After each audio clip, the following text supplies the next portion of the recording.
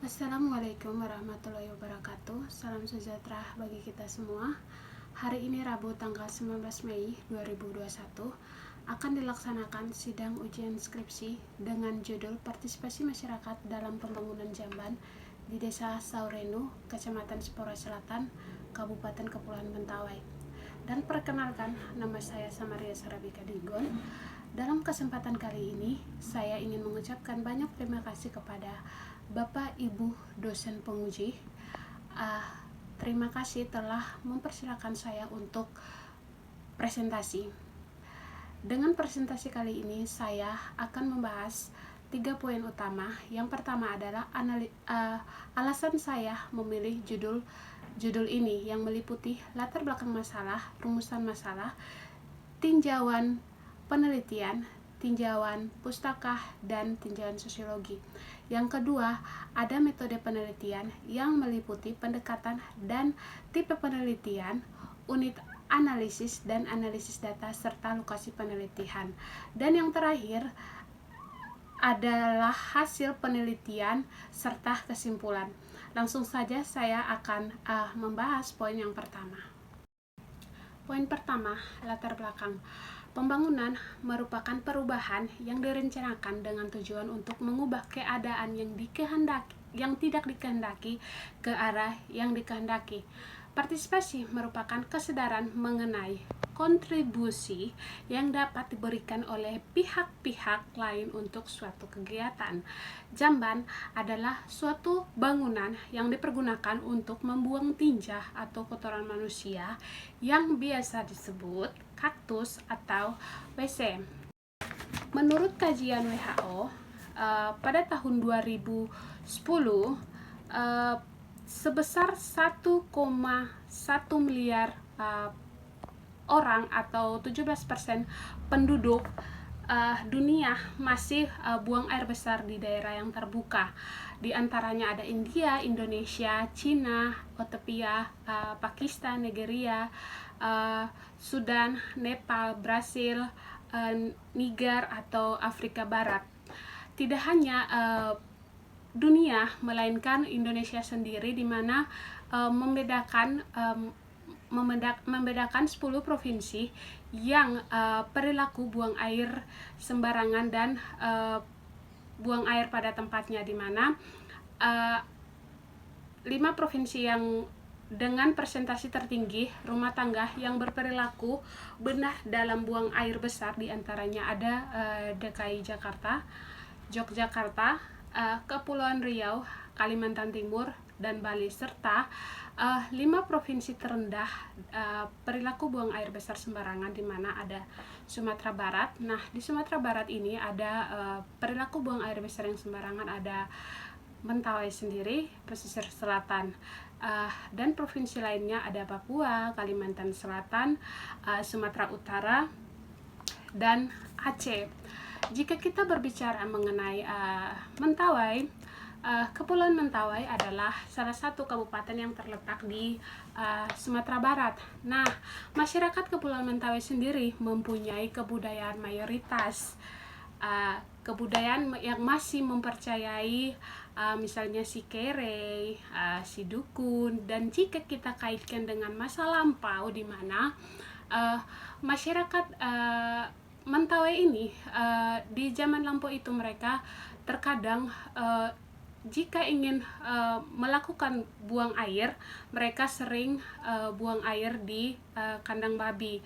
Nah, dengan pengetahuan yang mereka miliki sampai dengan sekarang, dengan kebudayaan yang mereka terapkan, sehingga pada saat sekarang ini mereka kurang memberi pengertian BABS kepada anak sejak dini, sehingga ini menjadi suatu masalah. Nah, di mana pemerintah melihat masalah ini, sehingga pemerintah memberikan bantuan jamban. Lebih khususnya bantuan ini diberikan kepada desa Saurenu, di mana di desa Saurenu ini mendapatkan 50 bantuan jamban. Nah, di desa Saurenu ini terdapat 7 dusun, bisa dilihat pada tabel 11.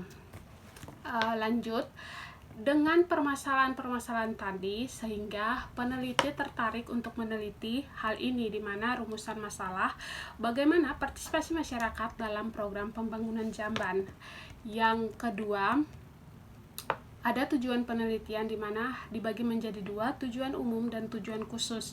Tujuan umum mengetahui partisipasi masyarakat dalam pembangunan jamban di Desa Saurenu, sementara tujuan khusus dibagi menjadi dua. Ada yang pertama, mendeskripsikan bentuk-bentuk partisipasi masyarakat dalam program pembangunan jamban. Yang kedua, mendeskripsikan kendala-kendala partisipasi masyarakat dalam pembangunan jamban. Tinjauan pustaka, di mana yang pertama ada konsep partisipasi, bentuk-bentuk partisipasi, konsep pembangunan, kendala-kendala masyarakat, program jamban, konsep masyarakat. Lanjut, di mana ada tinjauan sosiologi. Nah, teori yang dipakai dalam penelitian partisipasi masyarakat dalam pembangunan jamban ini teori pertukaran, konsepnya Peter M. Blow. Nah, Bapak Peter ini dia mengatakan bahwa manusia dikendalikan oleh pertukaran dan mendatangkan imbalan yang bersifat intrinsik dan ekstrinsik. Nah, intrinsik berupa uang atau barang, sementara intrinsik berupa pengucapan terima kasih atau adanya pengakuan. Poin selanjutnya yang kedua adalah metode penelitian. Pendekatan dan tipe penelitian. Peneliti menggunakan metode kualitatif, tipe deskriptif. Informan penelitian ada informan pelaku dan pengamat. Informan pelaku adalah masyarakat yang mendapatkan bantuan jamban, sementara informan pengamat di mana pengamat yang berupa kepala desa, tokoh-tokoh adat sekitar, dinas pendidikan yang memberikan bantuan jamban. Selanjutnya ada peneliti menggunakan teknik pengumpulan data, di mana wawancara mendalam dan observasi. Unit analisis dan analisis data. Unit analisis, masyarakat yang terlibat dalam partisipasi pembangunan jamban di Desa Saurenu, Kabupaten Mentawai. Analisis data, menurut Miles dan Hanberts, terbagi menjadi 4 bagian. Yang pertama ada pengumpulan data, reduksi data, pengkajian data, dan penarikan kesimpulan. Selanjutnya ada lokasi penelitian, di mana penelitian ini dilakukan di Kabupaten Kepulauan Mentawai, Kecamatan Sipora Selatan, lebih khususnya di Desa Saurenu. Kita bisa lihat bersama-sama, ada petanya. Poin selanjutnya, poin ketiga, di mana seperti yang dibahas tadi, tujuan khusus peneliti ada dua. Yang pertama, mendeskripsikan bentuk-bentuk partisipasi masyarakat dalam program pembangunan jamban. Nah, jika kita kaitkan dengan pembangunan partisipatif, ada 3 bentuk yang dipisahkan, di mana yang pertama partisipasi masyarakat dalam tahap perencanaan dalam pembangunan jamban, yang kedua partisipasi masyarakat dalam tahap pelaksanaan pembangunan jamban, yang ketiga tahap monitoring serta tahap pemanfaatan dalam pembangunan jamban, di mana tahap perencanaan masyarakat ikut terlibat rapat dengan memberikan kontribusi, mengambil keputusan seperti yang kita lihat pada gambar di slide. Selanjutnya yang kedua, partisipasi masyarakat dalam tahap pelaksanaan, di mana masyarakat ada berbentuk perkelompok dan ada berbentuk individu, di mana perkelompok masyarakat ikut berpartisipasi dalam melakukan pembangunan. Jika kita lihat di gambar, ada masyarakat yang melakukan pembuatan individu tidak secara langsung. Ini adalah salah satu bentuk partisipasi dalam tahap pelaksanaan. Selanjutnya pada tahap monitoring, di mana monitoring yang dilakukan dilihat bahwa sudah 100% masyarakat sudah membangun jamban. Sementara tahap pemanfaatan, di mana masyarakat ada yang menggunakan jamban, ada juga yang tidak menggunakan jamban. Dikarenakan masyarakat yang tidak menggunakan jamban, mereka membangun di luar rumah tidak menggunakan pelehan sehingga jarang digunakan, sementara masyarakat yang bangun di dalam rumah sudah digunakan. Selanjutnya ada tujuan khusus yang kedua, di mana mendeskripsikan kendala-kendala partisipasi masyarakat dalam pembangunan jamban, di mana masyarakat kurangnya kesadaran masyarakat tentang pentingnya jamban, sehingga masyarakat pada saat pembangunan jamban masyarakat tidak melakukan pembangunan seperti yang tadi per kelompok. Ada masyarakat yang mau membangun tidak memiliki waktu untuk membangun, sementara waktu yang mereka pergunakan untuk pergi berladang, dikarenakan menurut mereka berladang adalah untuk mencukupi kehidupan mereka, sehingga waktu yang mereka butuhkan, waktu yang mereka pergunakan itu pergi ke ladang, sehingga mereka salah satu kendala adalah kendala waktu. Yang ketiga, kurangnya bahan-bahan dalam pembangunan jamban. Nah, contohnya seperti pada saat pembuatan jamban, masyarakat kekurangan pasir, semen, dan lain sebagainya. Jika kita kaitkan dengan teori, nah teori yang dipakai dalam penelitian ini adalah teori pertukaran, konsepnya Peter M. Blue. Nah, Peter M. Blue ini mengatakan bahwa manusia dikendalikan oleh pertukaran dan mendatangkan imbalan bersifat intrinsik dan ekstrinsik. Nah, yang bersifat ekstrinsik ini berupa barang atau uang. Nah, barang yang pemerintah berikan berupa jamban dikasih ke masyarakat, sementara imbalan yang masyarakat berikan atau yang bersifat intrinsik ke pemerintah adalah pengakuan bahwa di desa mereka adanya pemerintah membantu mereka, terus masyarakat mengucapkan terima kasih banyak kepada pemerintah karena telah membantu atau memberikan bantuan tersebut. Selanjutnya, menurut Dastrendorf, dia mengatakan kalau bentuk partisipasi masyarakat dan ada jenis kesukarelaannya, di mana ada 4. Masyarakat menghadiri rapat, yaitu pada saat rapat atau pembagian jamban masyarakat ikut terlibat, seperti kita lihat pada gambar di slide. Yang kedua, ada partisipasi spontan, di mana masyarakat ikut terlibat seperti yang dikatakan tadi. Pada saat pembuatan jamban ada bersifat kelompok dan individu. Nah, bersifat kelompok tadi, masyarakat dengan spontan langsung membantu bergotong royong secara bersama-sama dalam proses pembuatan.